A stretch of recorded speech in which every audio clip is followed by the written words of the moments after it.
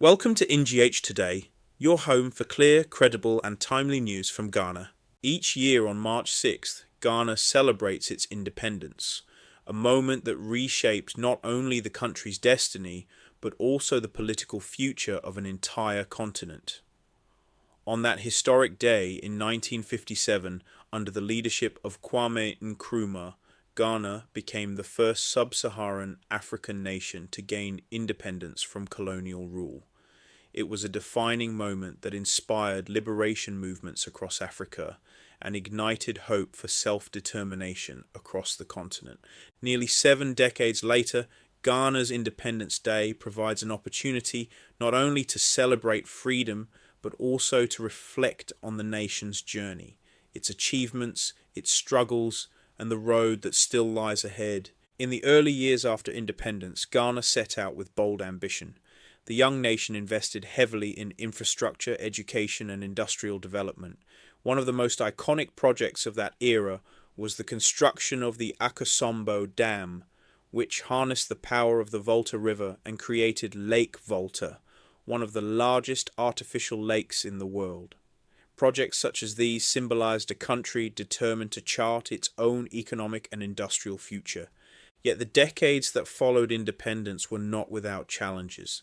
Ghana experienced periods of political instability, economic hardship, and military rule that tested the resilience of its institutions and its people. Like many newly independent nations, Ghana faced the difficult task of building strong democratic structures while navigating economic uncertainty. The return to constitutional rule in 1992 marked a turning point.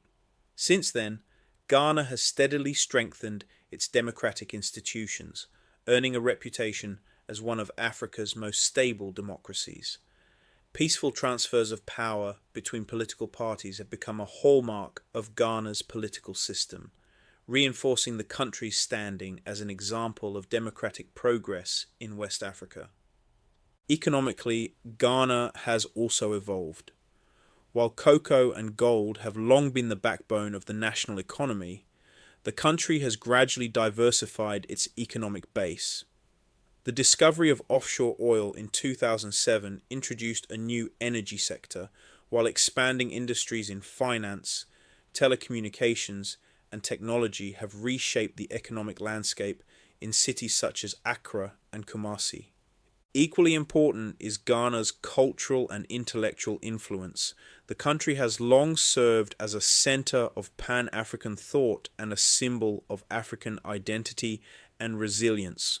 From literature and music to education and heritage tourism, Ghana continues to shape conversations about Africa's past and its future. Yet Independence Day is also a moment for honest reflection. Economic pressures, public debt, youth unemployment, and inequality remain challenges that require continued national focus.